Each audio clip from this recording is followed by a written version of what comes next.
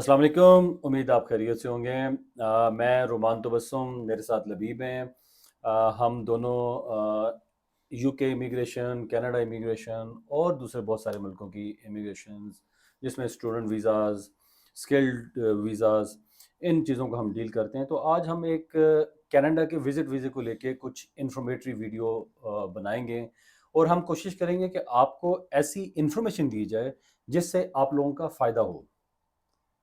तो लबीब साहब, इस वक्त मार्केट में एक हवा चल रही है या एक ऐसी मूव चल रही है कि लोग कह रहे हैं कि कनाडा के वीज़े लग रहे हैं, सब अप्लाई कर दें। और लोग जो हैं कनाडा का वीज़ा धड़ाधड़ अप्लाई करते चले जी, जा रहे हैं।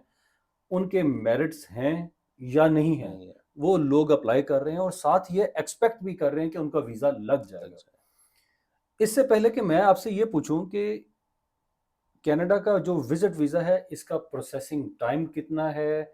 कैसे अप्लाई करते हैं? रिक्वायरमेंट्स क्या हैं? मुझे पहले ये बताइए, ये जो मार्केट में इस वक़्त ये चीज़ चल रही है, ये क्या एक मिथ है? ये क्या चीज़ है कि लोग धड़ाधड़ वीज़ा अप्लाई करने शुरू हो गए हैं? अस्सलाम वालेकुम सारे व्यूअर्स और रोमान साहब, thank you so much again for having me.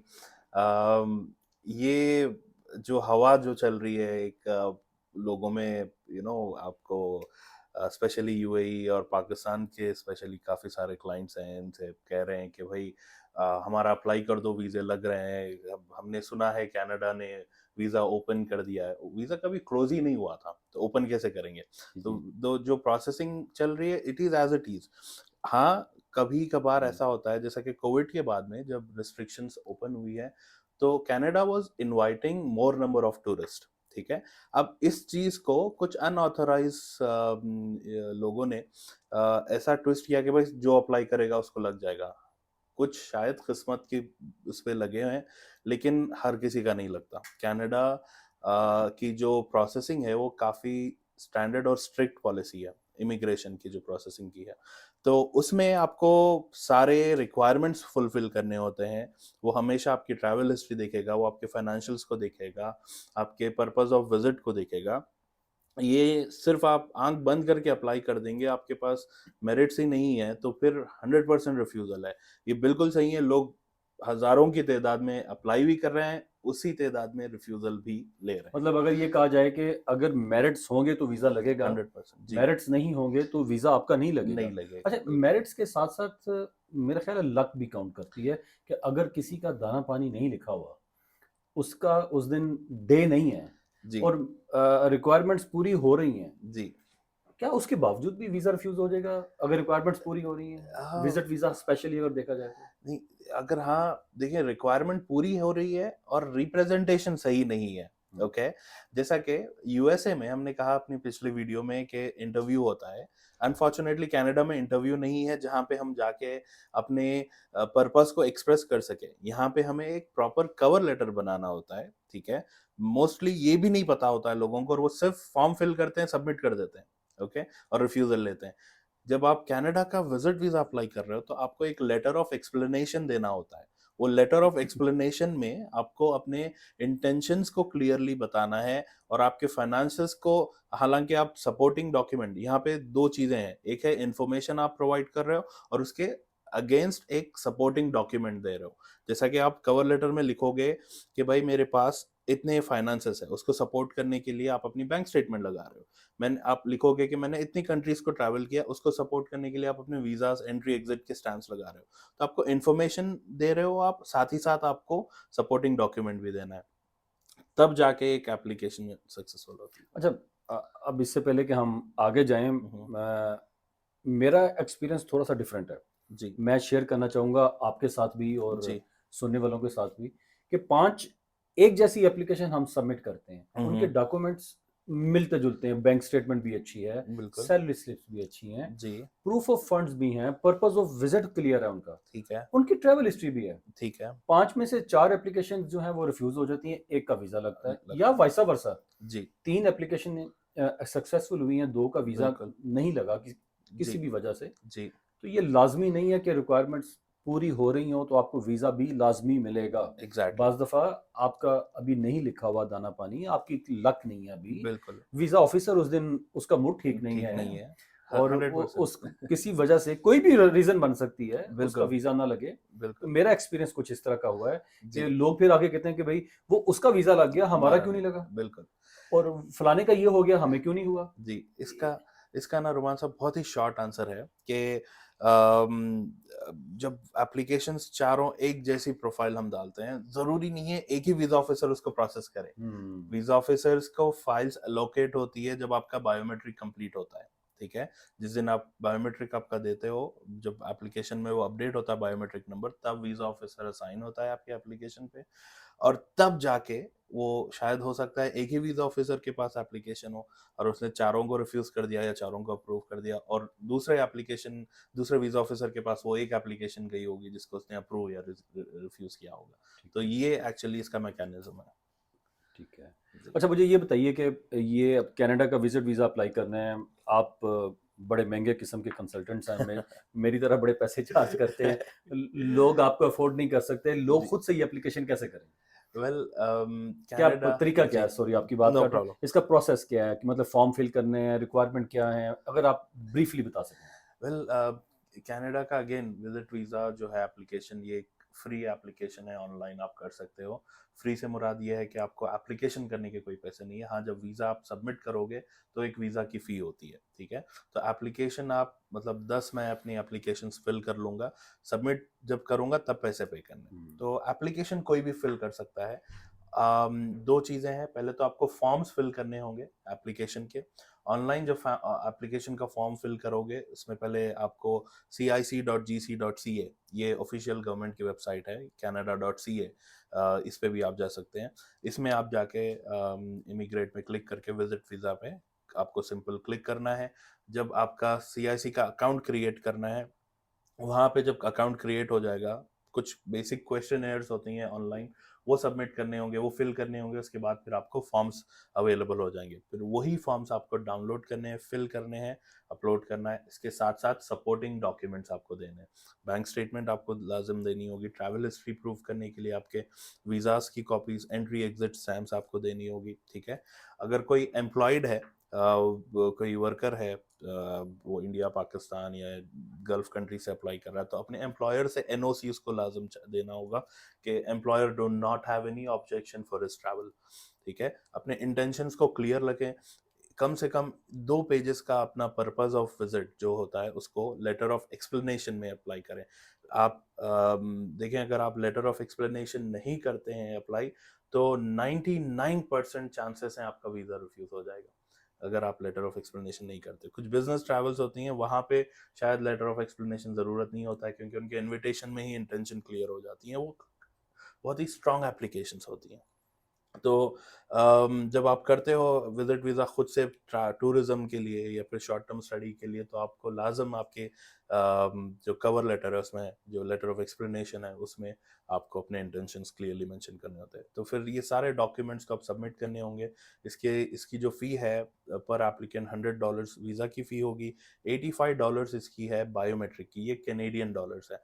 तो $185 आपको एक साथ पे करने होंगे। अगर आप कोई फैमिली के साथ अप्लाई कर रहा है, मैक्सिमम कैप लगाया हुआ है $500, यानी आपके फैमिली में 7 लोग हैं, तो आपको $700 नहीं पे करने हैं, $500 पे करने हैं। अच्छा। हाँ, और बायोमेट्रिक का भी कैप है 2 लोग का, जैसे कि आप $170 आपको पे करने हैं, चाहे आपके फैमिली में 5-6 लोग क्यों ना हो, $170 आप पे करो। अगर इंडिविजुअल है तो फिर $85 है, टोटल $185 वो मतलब पे यूके की करेगा। तरह नहीं है कि यूके में अगर जितनी एप्लीकेंट है उतनी उतनों के फीस आपको पैसे, पे बिल्कुल, करनी है, ये बिल्कुल। तो बड़ा आसान मतलब। जी, जी, जी, जी। और आपने लोगों के लिए भी बड़ा आसान कर दिया, सारा तरीका बता दिया लोगों को। जी, अगर आप खुद अप्लाई करना चाहते हैं, हमारे सुनने वाले, हमारे बहुत प्यार करने वाले जो हमारी वीडियोस देखते हैं, जी, हमें लाइक करते हैं, हमारी इन्फॉर्मेशन को पसंद करते हैं, आप खुद अप्लाई कर लें, सारा तरीका लबीब साहब ने बता दिया जी, है। जी। अच्छा, एक क्वेश्चन मैं ये अपने सुनने वालों के लिए करना चाहूँगा। हुँ, आपने बोला बैंक स्टेटमेंट। जी, बैंक स्टेटमेंट में ट्रांज़ैक्शंस हैं, उनको सपोर्ट करने के लिए सैलरी स्लिप्स, एम्प्लॉयमेंट लेटर, बिल्कुल, प्रूफ ऑफ ट्रांज़ैक्शन वगैरह-वगैरह ये जमा जी। करवाना ज़रूरी है? वेल नॉट रियली, अगर हाँ, अनयूजुअल ट्रांज़ैक्शंस अगर आपकी स्टेटमेंट में होती है, देखें वैसे तो एक प्रूफ ऑफ फंड्स में कहीं पे भी एज़ पर लॉ इतना अमाउंट नहीं लिखा हुआ है कि आपको $10,000 शो करने हैं या $20,000 शो करने हैं। ये प्योरली डिपेंड करता है एप्लीकेंट के लाइफ़स्टाइल पे, ठीक है? आपके स्टेटमेंट 6 महीने की माँगी जाती है इसलिए कि वो चेक करें कि आपकी ट्रांज़ैक्शन कैसी हो रही है, आपकी स्पेंडिंग और अर्निंग कितनी है, ठीक है? उस हिसाब से कि आपके पास इनफ पैसे हैं जब आप कनाडा जाओगे तो आप कितना खर्चा करोगे। तो कुछ लोगों के पास मैंने ऐसे एप्लीकेशंस भी देखे हैं 6-7 हज़ार डॉलर के साथ अप्रूव हुई है अच्छा। और $100,000 से ज़्यादा अमाउंट है, ठीक है? $100,000 से ज़्यादा अमाउंट है, फिर भी एप्लीकेशंस रिफ्यूज़ हुई हैं। मतलब ये 2 सिनेरियोज़ आप बता रहे हैं कि एग्ज़ैक्टली, एक 6-7,000 थे अप्रूव हो गई है। ऑफ कोर्स, जी। दूसरी एप्लीकेशन $100,000 उसके अकाउंट में पड़े हुए हैं और वो रिफ्यूज़ हुई है। रिफ्यूज़ हो गई। जी, हुँ। तो स्टेटमेंट जब आप शो करते हो, तो वो जस्टिफाएबल होनी चाहिए। अगर अनयूजुअल ट्रांज़ैक्शंस हैं, डज़न्ट मैटर अगर आपकी सैलरी 10,000 दिरहम हो या बस 100,000 सैलरी दिरहम्स हो। स्लिप लगाना ज़रूरी है। One of the requirement, not mandatory लेकिन ज़रूरी है। जैसे यूके के लिए ज़रूरी होता है, यूके बिल्कुल, के लिए ट्रांज़ैक्शन को एक्सप्लेन करना भी ज़रूरी है। ज़रूरी होता है। लेकिन कनाडा के लिए आप बता रहे हैं कि इतना स्ट्रिक्ट उतना नहीं है। स्ट्रिक्ट नहीं है कनाडा के लिए, लेकिन हाँ, कुछ अनयूजुअल ट्रांज़ैक्शंस हो वो तो ये बताएँ। बेटर है कि आप वो, क्योंकि यहाँ पे इंटरव्यू नहीं हो रहा ना रोमान साहब। हुँ। वीज़ा ऑफिसर वो उस ट्रांज़ैक्शन के लिए वो आपको एडिशनल रिक्वेस्ट नहीं करेगा, वो रिफ्यूज़ कर देगा या अप्रूव कर देगा। तो इससे बेटर है कि उसका सवाल जो ज़हन में आएगा, आपकी एप्लीकेशन को देख के जो भी सवाल वीज़ा ऑफिसर को आप जभी भी व्यूअर्स को मैं कहना चाहूँगा, एक प्रो टिप आप कह लें, अगर आप खुद से अप्लाई कर रहे हैं, तो आप अपने आप को एज़ अ वीज़ा ऑफिसर रखें और सोचें कि वो आपका वीज़ा रिफ्यूज़ करने के लिए बैठा है और आपको सिर्फ़ मौका नहीं देना है वीज़ा रिफ्यूज़ होने का। तो उसके ज़हन में जो सवाल आए, उसका जवाब आप लेटर ऑफ एक्सप्लेनेशन में पहले ही दे दें। तभी आप तो बार-बार लेटर ऑफ एक्सप्लेनेशन का ज़िक्र कर रहे हैं कि बिल्कुल, वो बहुत इम्पोर्टेंट है। बहुत इम्पोर्टेंट उसमें आपने एक-एक चीज़ बतानी है। जी, जी, जी। Thank you very much Labib sahab. No problem. मेरा ख़्याल है कि हमारे सुनने वालों की सारे क्वेश्चन्स क्लियर हो गए हैं। यहाँ पे एक चीज़ मैं ऐड ये करना चाहूँगा, जैसे मैंने शुरू में बात की कि लोग कंसल्टेंट्स और लॉयर्स को सिर्फ़ एक ही वजह से उनकी सर्विसेज़ लेते हैं। मतलब देखिए, एक लॉयर या कंसल्टेंट आपका वीज़ा गारंटी नहीं कर नहीं कर सकता। सकता, बिल्कुल, लेकिन आपके वीज़ा में जो मिस्टेक्स होने के चांसेस हैं, उनको मिनिमाइज़ कर सकता है। बिल्कुल। हम डेली बेसिस पे thousands and thousands of application कर रहे होते हैं। मैं 20 साल से ये काम कर रहा हूँ, लबीब साहब नंबर ऑफ ईयर से ये काम कर रहे हैं। हमारे हाथों से रोज़ एप्लीकेशन गुज़रती है, तो हम ऐसी कोई मिस्टेक जो आप कर सकते हैं, वो मिनिमम हो जाती है। तो एक्सपर्ट की सिर्फ़ आप इसीलिए एक हेल्प लेते हैं और उसके सर्विस चार्जेज़ देते हैं, और एक्सपर्ट आपकी एप्लीकेशन को सिर्फ़ प्रोसेस कर सकता है, गारंटी वो भी नहीं कर सकता। वीर साहब, एनी एनी लास्ट पॉइंट, कोई एनीथिंग आप ऐड करना चाहें? हाँ, इसमें एक चीज़ थी, आई एम सॉरी मेरे ज़हन से निकल गई जब आप, थैंक यू आपने सवाल पूछा। प्रोसेसिंग टाइम, हर कंट्री का प्रोसेसिंग टाइम अलग है, ठीक है? फॉर एन एग्ज़ाम्पल इंडिया से अभी current processing time 28 to 30 days का चल रहा है। पाकिस्तान से भी तकरीबन 50 टू 60 डेज़ के बीच में चल रहा है। यूएई से तकरीबन 70 टू 80 डेज़ चल रहा है। लोगों के जो मिथ, जो पहले सवाल पे मैं आता हूँ कि वीज़े लग रहे हैं, नहीं वीज़ा नहीं लग रहा है, प्रोसेसिंग टाइम कम हो गया। कोविड के हुँ। बाद there were thousands of application got piled up in the processing department, जिसकी वजह से जो प्रोसेसिंग टाइम था वो 2-2 साल, 3-3 साल का बढ़ गया था, ठीक है? तो वो कम होके, दिस इज़ द हाँ, good news for the viewers, जो मेरिट हाँ। जो जो फुलफिल करता है रिक्वायरमेंट, प्रोसेसिंग टाइम वो कम हो गया है। ठीक, ठीक, 2-3 ठीक। साल से कम होके लेस देन 3 मंथ्स हो गया फ्रॉम विथिन यूएई, इंडिया से लेस देन 1 मंथ, पाकिस्तान से लेस देन 2 मंथ्स। अच्छा, इसी से मुझे डेफिनिट एक जी। क्वेश्चन एक मुझे याद आ गया। हुँ, हमारे बड़े प्यारे क्लाइंट हैं, बहुत बड़े बैंक के मैनेजर हैं, हुँ, हुँ। बहुत हमारे अच्छे दोस्त हैं। जी, जी। वो क्वेश्चन बार-बार कर रहे थे, आपको याद होगा हुँ, कि मेरी अपॉइंटमेंट लेट हो रही है, लेकिन मेरे दोस्त को जल्दी अपॉइंटमेंट मिल गई है। बिल्कुल। वो मेरे साथ मेरा कोलीग था, उसको अपॉइंटमेंट जल्दी मिल गई, जी, और कल को ये भी हो सकता है वो ऐसा क्वेश्चन करें कि उसको वीज़ा मिल गया, मुझे वीज़ा नहीं नहीं, मिला। बिल्कुल। तो ऐसे प्यारे दोस्तों के लिए हमें बड़ी मुश्किल हो जाती है कि हम उनको सैटिस्फाई कैसे करें कि ट्रू। एक जैसे केसेस हैं, बल्कि बाज़ दफ़ा उनका केस ज़्यादा स्ट्रॉन्ग है। जी, जी, जी, जी। उनकी तसल्ली के लिए कि उनको अपॉइंटमेंट नहीं मिल रही, या हुँ, अल्लाह ना करे कल उनका वीज़ा किसी वजह से रह जाता है, जी। हम उनको कैसे तसल्ली दें? बड़ा मुश्किल हो जाता है, और जब वो दोस्त भी हों, जी, जी। तो कुछ उनके लिए थोड़ा-सा। जी, मैं समझ गया आपका इशारा किसकी हाँ जी। तरफ है। हाँ, लेकिन ये बहुत ही कॉमन सा सवाल है, सिर्फ़ उस पर्टिकुलर क्लाइंट के लिए नहीं, ये अक्सर इस चीज़ को लोग कंपैरिज़न करते हैं। पहली चीज़ तो कंपैरिज़न नहीं करना, हर एप्लीकेशन डिफरेंट होती है। इसका हमने जवाब दे दिया, वीज़ा डिसीज़न का वीज़ा ऑफ़िसर के ऊपर डिपेंड करता है कि हम हर बार एक ही वीज़ा ऑफ़िसर नहीं हो। लेकिन रही बात अपॉइंटमेंट की, अपॉइंटमेंट में देखें, ना मेरा, आपका या किसी भी थर्ड पर्सन का इख्तियार नहीं है, there is no hold on it. Okay. इसके लिए प्योरली जो ऑनलाइन वीएफएस के थ्रू अपॉइंटमेंट्स हमें मिल रही हैं, उसमें थोड़ा-सा डिले चल रहा है। वो भी स्पेशली सिर्फ़ पाकिस्तान के क्लाइंट्स जो पाकिस्तान से अप्लाई कर रहे हैं उनके लिए। और अगर कुछ प्रॉब्लम्स आती हैं, तो वो वीएफएस की तरफ से होगी, ना ही कैनेडियन गवर्नमेंट की है, ना ही हमारी तरफ से। ये है वीएफएस का इश्यू।